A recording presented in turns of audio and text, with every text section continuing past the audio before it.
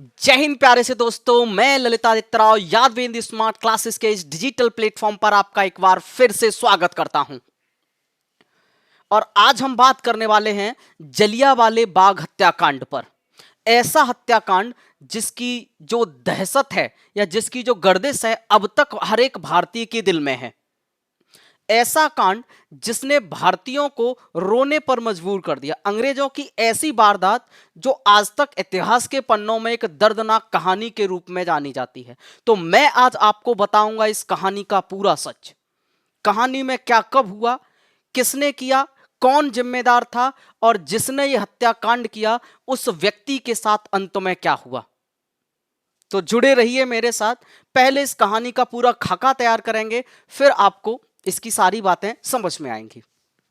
तो पहले इस कहानी के खाके के ऊपर चलते हैं कि इसमें देखने को आपको क्या मिलने वाला है, समझिएगा। आपको मुख्य रूप पर एक विषय पर चर्चा करनी है। आपको एक डेट पता है कि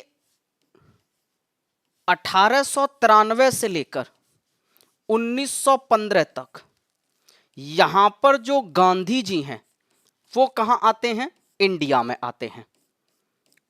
डेट बात अलग है, 9 जनवरी की बात होगी जब आते हैं। अब यहां पर जब ये आए तो ये टोटल मारकर कितने वर्षों तक, 22 वर्षों तक कहां रहे, दक्षिण अफ्रीका में रहे।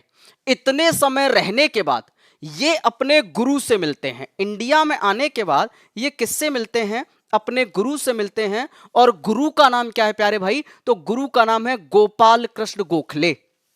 गांधी जी के जो गुरु हैं उनका नाम है गोपाल कृष्ण गोखले।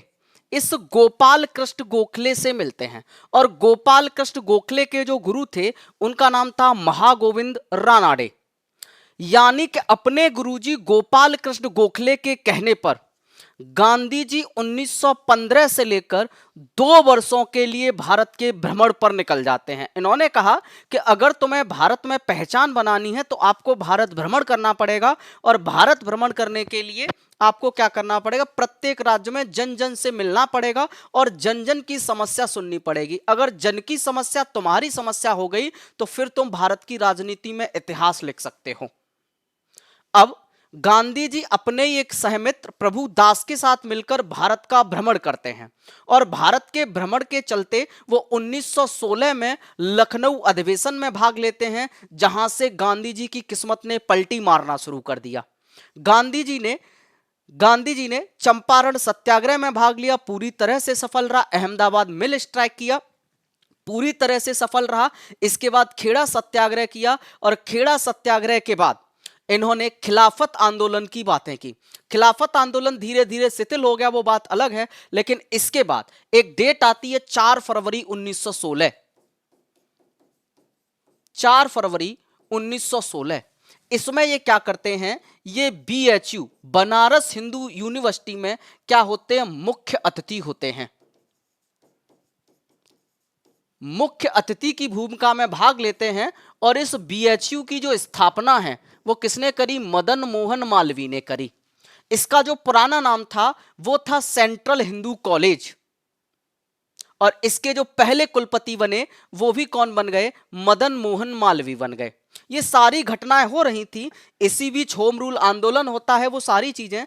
इसके बाद अगर हम ब्रिटेन के परिप्रेक्ष्य में देखें तो हम ये देख पाते हैं 1914 से 1918 तक यहां पर क्या चल रहा है, फर्स्ट वर्ल्ड वॉर चल रहा है। यहां पर क्या चल रहा है, तो फर्स्ट वर्ल्ड वॉर चल रहा है। और अंग्रेज किसी भी कीमत पर इस वर्ल्ड वॉर को जीतना चाहते हैं।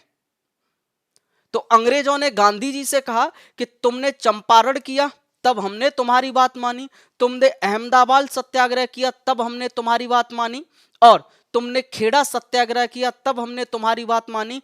अब हम ये चाहते हैं कि आप हमारी बात मानो।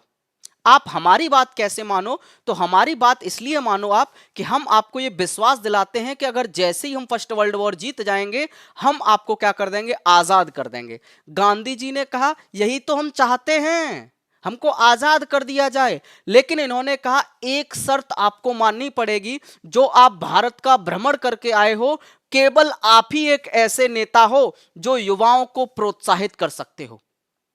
और हम आपको आजाद कब करेंगे? जब वर्ल्ड वॉर को जीत जाएंगे। और वर्ल्ड वॉर जीतने के लिए हमें आवश्यकता है अंग्रेजों की सेना में भारतीय सैनिकों की। तो गांधी जी ने कहा मैं क्या कर सकता हूं इसमें? इन्होंने कहा आप भारतीय जवानों को प्रेरित करो, भारतीय जवान आपकी बात सुनेंगे। अगर आप भारतीय जवानों को प्रेरित करोगे तो वो आपकी बातें सुनेंगे और प्रेरित होकर क्या होंगे? वो सेना में भर्ती होंगे। तो गांधी जी के कहने पर गांधी जी ने यह कहा कि मैं चाहता हूं कि प्रत्येक भारत का नवयुवक अंग्रेजी सेना में शामिल हो और सेना में शामिल होकर भारत की आजादी में एक कदम आगे बढ़ाए। तो 13 लाख से 20 लाख के आसपास भारतीय सैनिक अंग्रेजी सेना में भर्ती हो गए। लोग गुस्सा गए कि यह व्यक्ति तो अंग्रेजों के लिए काम करता है। तो गांधी जी को भर्ती कराने वाला सार्जेंट या एजेंट कहा जाने लगा। लोगों ने गांधी जी को एक उपाधि दे दी, भर्ती कराने वाला सार्जेंट। गांधी जी गुस्सा गए और गांधी जी ने कहा मेरा कॉन्ट्रैक्ट हुआ है अंग्रेजों से कि फर्स्ट वर्ल्ड वॉर खत्म होते ही हमें आजादी दे दी जाएगी। अब लोगों ने कहा देखते हैं आपका जो कॉन्ट्रैक्ट हुआ है अंग्रेजों से इसमें कितनी सच्चाई है। फर्स्ट वर्ल्ड वॉर खत्म हुआ, लोग खुश थे कि आजादी मिलेगी, आजादी मिलेगी। इसी बीच 18 मार्च 1919 को सर सिडनी की अध्यक्षता में रॉलेट एक्ट को भारत में पास कर दिया जाता है। जैसे ही रॉलेट एक्ट पास होता है 18 मार्च को, इसके एक दिन बाद यानी कि 1919 को 19 मार्च 1919 को यह क्या होता है? इंडिया में लागू कर दिया जाता है। यह पास कब हुआ है? तो आप बताओगे 18 मार्च को हुआ है 1919 में। एक दिन के अंदर ही इसको भारत में क्या करा दिया गया? लागू करा दिया गया। जब यह भारत में लागू कराया गया तो अचानक से लोगों को पकड़ पकड़ के जेल में डाला जाने लगा। अब रॉलेट एक्ट क्या था? रॉलेट एक्ट के तहत ना तो आप कहीं अपील कर सकते हैं, ना कोई वारंट दे सकते हैं और आपकी गिरफ्तारी होती रहेगी। आपकी जो गिरफ्तारी है वो होती रहेगी। अगर आपने समूह बनाया, अंग्रेजों ने कहा कि इस रॉलेट एक्ट के तहत अगर आपने समूह बनाया तो हम केवल 3 बार यह कहेंगे समूह हटाओ, समूह हटाओ, समूह हटाओ। और आपने अगर समूह नहीं हटाया तो फिर हम गोली भी चला सकते हैं। जैसे ही गांधी जी को यह बात पता पड़ती है, गांधी जी सकपका जाते हैं।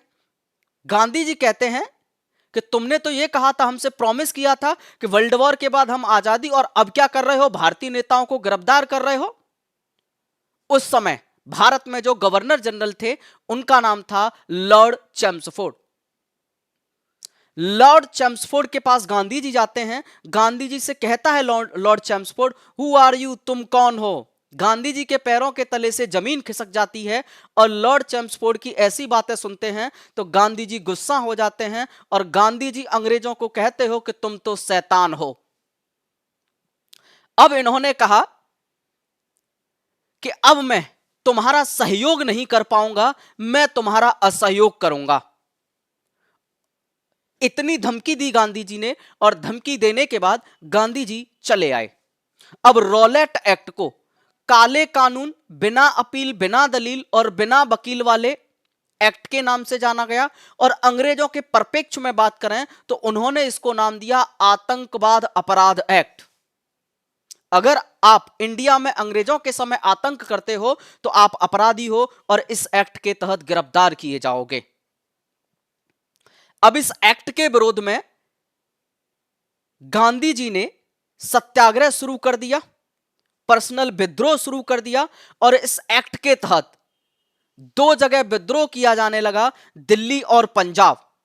दिल्ली में स्वामी श्रद्धानंद जो आर्य समाज से संबंधित थे, उन्होंने इसकी बातें लोगों को समझाना शुरू किया और पंजाब में इसका विरोध कर रहे थे डॉक्टर सतपाल मलिक और सैफुद्दीन किचलू। तो पंजाब के लोगों में उबाल होता है, खून में उबाल होता है।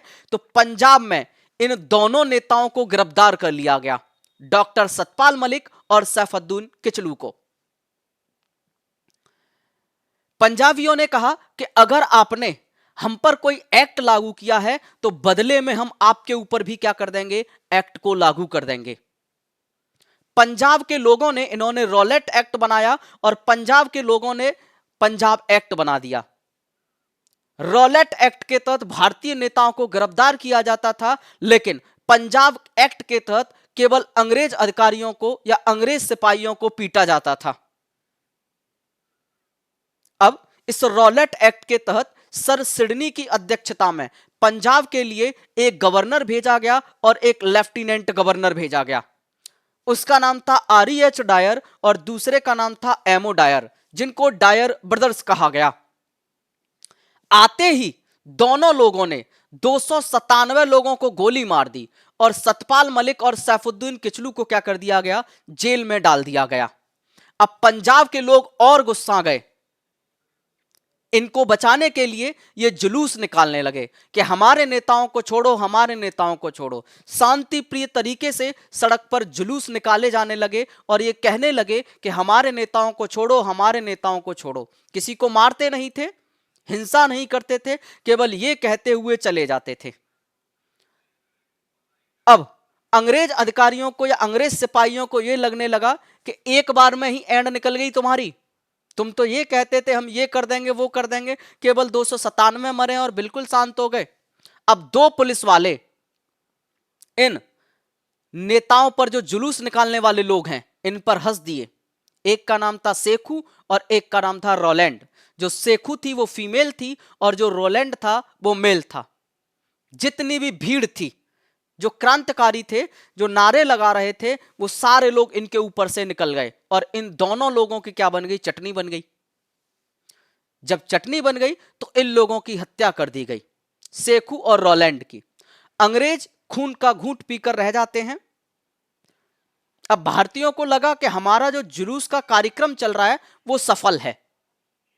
सर सिडनी ने यह कहा कि भैया अभी शांत रहो, तुमने 297 मारे, कोई बात नहीं, तुम्हारे 2 मरे हैं, अगली बार फिर मौका मिलेगा। अब जुलूस वालों को यह लगने लगा कि अंग्रेज जो हैं वो हमसे डरते हैं, तो चलो एक प्लान बनाते हैं।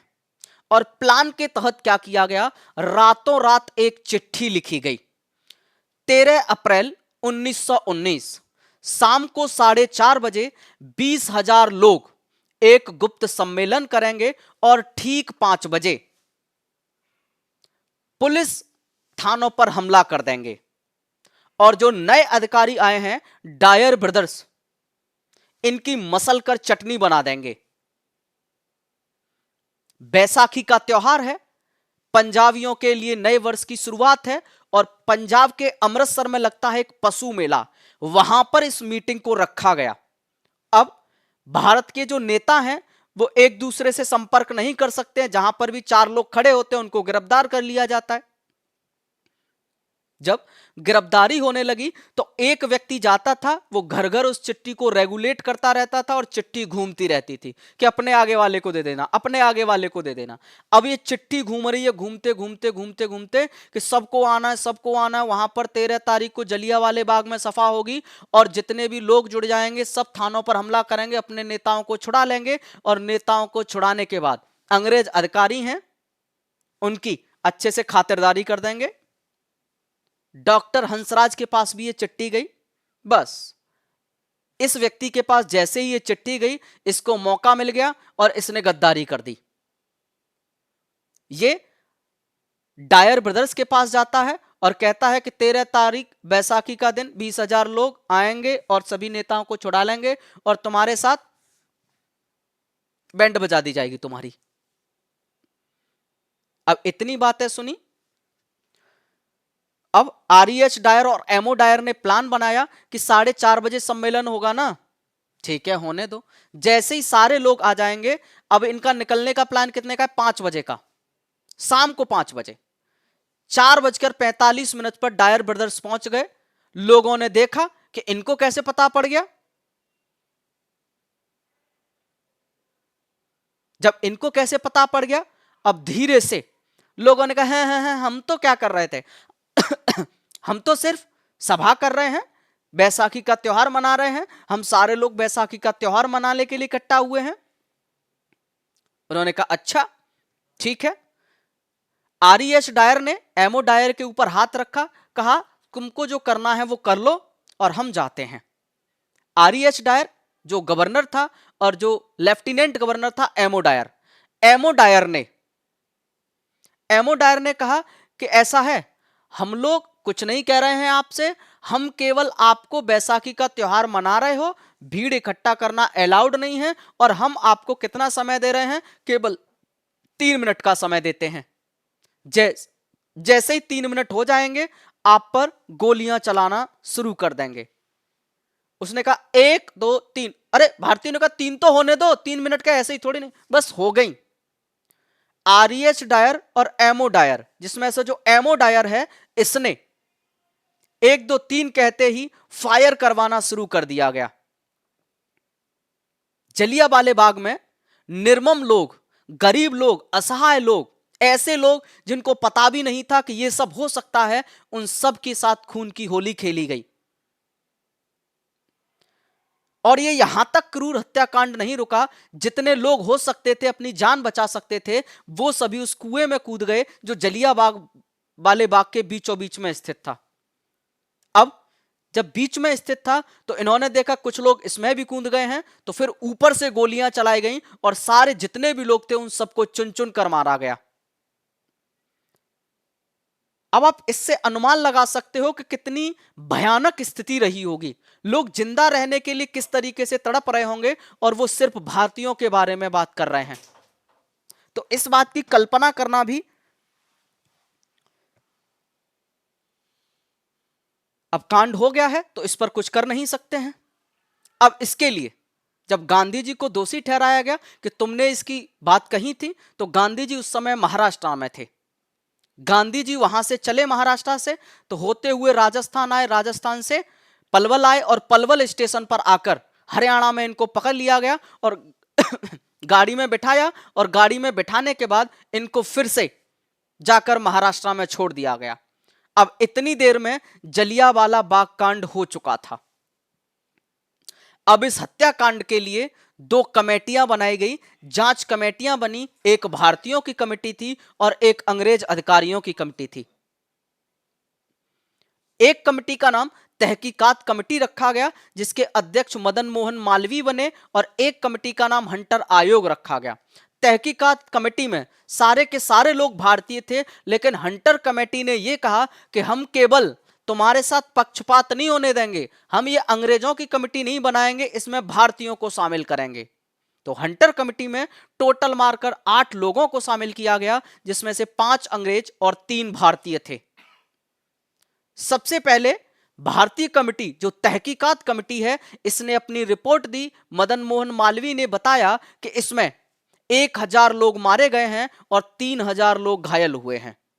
लेकिन उस समय अंग्रेजों की सरकार थी, तो सरकारी रिपोर्ट यानी कि अंग्रेजों की रिपोर्ट यानी कि हंटर कमेटी की रिपोर्ट, इसने अपनी रिपोर्ट दी और यह कहा कि केवल 379 लोग ही मरे हैं और 1200 लोग घायल हुए हैं। अब इतनी बात, गांधी जी ने आर.ई.एच. डायर पर केस कर दिया और केस करने के लिए लंदन चले गए। इन्होंने कहा कि मैं इस आर.ई.एच. डायर और एमओ डायर, इन दोनों को सजा दिलवाकर ही रहूंगा।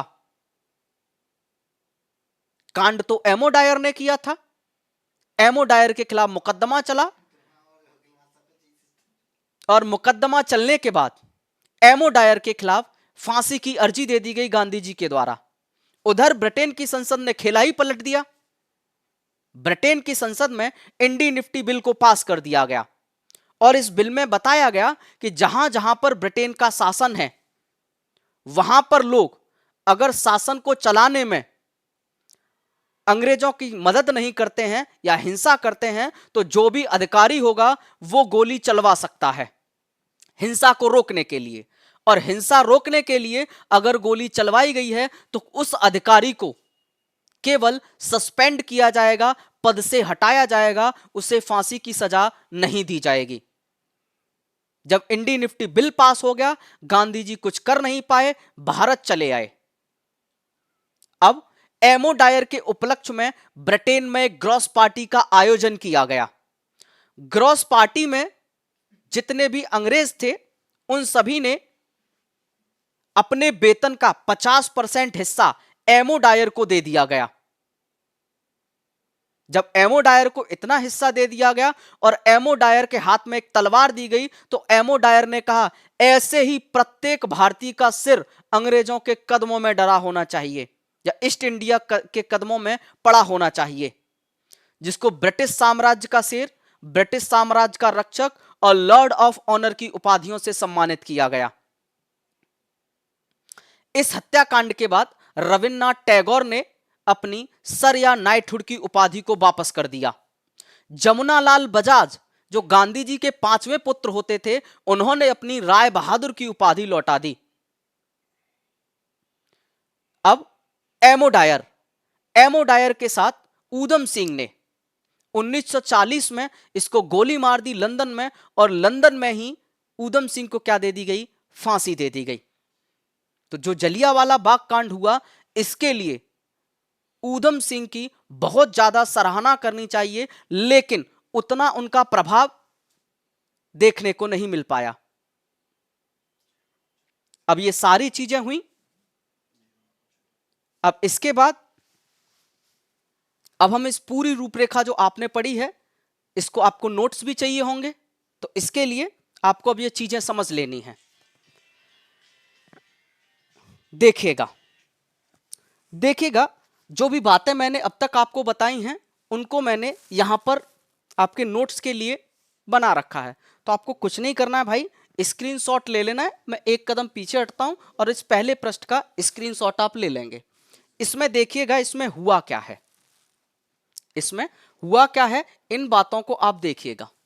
पहला, यह घटना कहां पर हुई? तो आप कहोगे अमृतसर पंजाब में हुई। यह घटना कब हुई? 13 अप्रैल 1919 को हुई। कारण क्या था? कारण सिंपल सा था कि रॉलेट एक्ट आया था, और रॉलेट एक्ट 19 मार्च 1919 को आया था। यह भारत में लागू हो गया था। अब इसमें क्या हो रहा था कि जहां पर भी क्रांतिकारी गतिविधियां हो रही थी, उस गतिविधियों में जितने भी लोग थे, इन लोगों को अनिश्चित काल के लिए, कोई टाइम पीरियड नहीं था, इनको गिरफ्तार किया जा सकता है और इनको जेल में डाले रखा जा सकता है। तो यहां पर अनिश्चित काल के लिए इन लोगों को गिरफ्तार कर लिया गया, और इस एक्ट का नाम दिया गया बिना अपील बिना दलील वाला कानून, आतंकवाद निरोध एक्ट। सर सिडनी की अध्यक्षता में यह जो एक्ट है वो 1917 में ही कहां पर बना था? ब्रिटेन में बन गया था। लेकिन यह भारत में कब लागू किया गया? तो यह भारत में 19 मार्च 1919 को लागू किया गया। जब यह एक्ट लागू हो गया, इसके बाद गांधी जी ने रॉलेट एक्ट के विरोध में देशव्यापी अहिंसकपूर्ण और शांतिपूर्ण हड़ताल शुरू कर दी। और यह हड़ताल गांधी जी ने कब शुरू की? तो आप बताएंगे। ये जो हड़ताल है वो 6 अप्रैल 1919 को शुरू की। 9 अप्रैल को, यानी कि 3 दिन बाद, डॉक्टर सतपाल मलिक और सैफुद्दीन किचलू की गिरफ्तारी कर ली गई। कहां पर? पंजाब में। इसके बाद क्या हुआ? इसके बाद भारत में विरोध को देखते हुए पंजाब में 2 मार्शल लॉ को लगा दिया गया, सैनिक रूल लागू कर दिया गया, और 2 अंग्रेज अधिकारियों की नियुक्ति की गई। और जो अंग्रेज अधिकारी थे वो कौन थे? तो एक का नाम था REH डायर और एक का नाम था M O Dyer. REH Dyer Punjab का गवर्नर था, और जो एमओ डायर था ये कौन था? लेफ्टिनेंट गवर्नर था।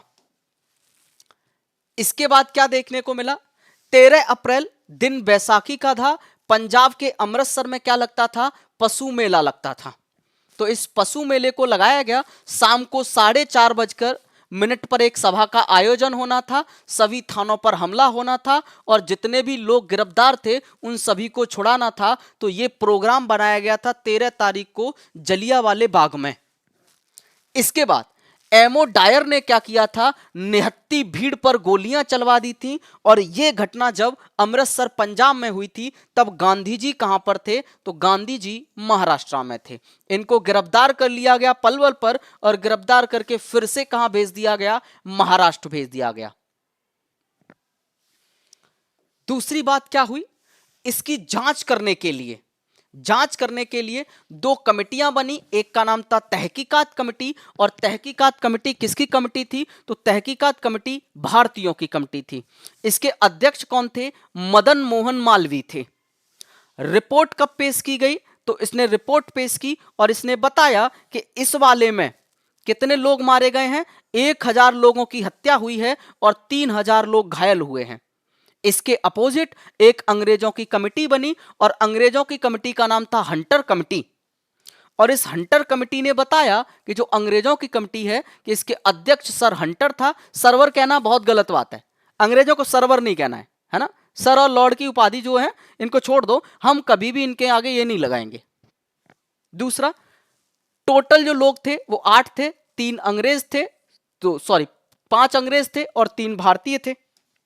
अब इसने अपनी रिपोर्ट दी और रिपोर्ट में कहा कि केवल 379 और 1200 लोग क्या हुए हैं? घायल हुए हैं। तो आपसे यह पूछेगा, पेपर में कई बार पूछा गया है कि जलियांवाला बाग हत्याकांड में कितने लोग शहीद हुए थे या कितने लोगों की हत्या हुई थी। तो उस समय का जो सरकारी आंकड़ा है वो आपको इस हंटर कमेटी वाला देना है, न कि तहकीकात कमेटी वाला देना है। यह बात विशेष रूप से याद रखनी है कि केवल कितने लोग मारे गए थे? 379 लोग मारे गए थे। अब एमओ डायर के खिलाफ क्या किया गया? गांधी जी ने केस कर दिया। 3000 लोगों की हत्या का मुकदमा ब्रिटेन की संसद में चलाया गया। अब ब्रिटेन की संसद में 3000 लोगों की हत्या का जब मुकदमा चला तो यहां पर ब्रिटेन की संसद ने खेला ही पलट दिया, और खेला पलटने के तहत यहां पर इंडी निफ्टी बिल को क्या कर दिया गया? पेश कर दिया गया। यहां पर कौन सा बिल पेश किया गया? इंडी निफ्टी बिल।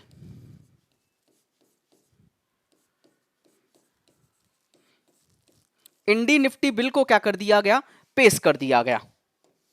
अब इसके बाद इसमें कहा गया कि जहां पर भी ब्रिटेन का शासन है वहां पर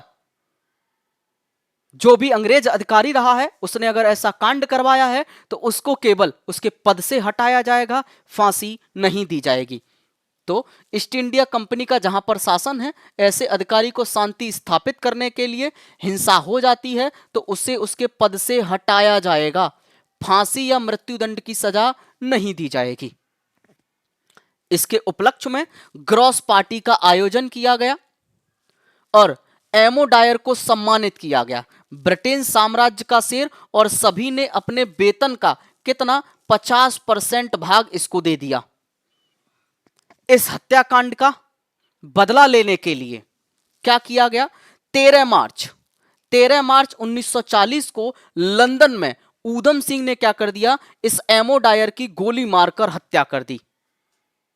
जब एमओ डायर की गोली मारकर हत्या कर दी गई तो इसके बाद 31 जुलाई 1940 को लंदन के ही कैंगिस्टन हॉल में इन ऊधम सिंह को, शहीद ऊधम सिंह को क्या दे दी गई? फांसी दे दी गई। तो ऊधम सिंह ने सभी भारतीयों का इस एमओ डायर से बदला ले लिया। तो उस शाम क्या घटना हुई थी, उस शाम की घटना की पूरी कहानी आपने अभी सुनी। अब ऐसी घटना अगर कोई भी व्यक्ति सुनता है तो स्तब्ध रह जाता है। घटना इतनी निर्मम थी, निर्दयी थी कि इसकी कल्पना करना भी जहन में कई सवाल पैदा कर देता है। तो ऐसी ही और इतिहास की बातों से परिचित होने के लिए आप मेरे साथ जुड़ सकते हैं यादवेंद्र स्मार्ट क्लासेस पर। Thank you. जय हिंद। हर हर महादेव।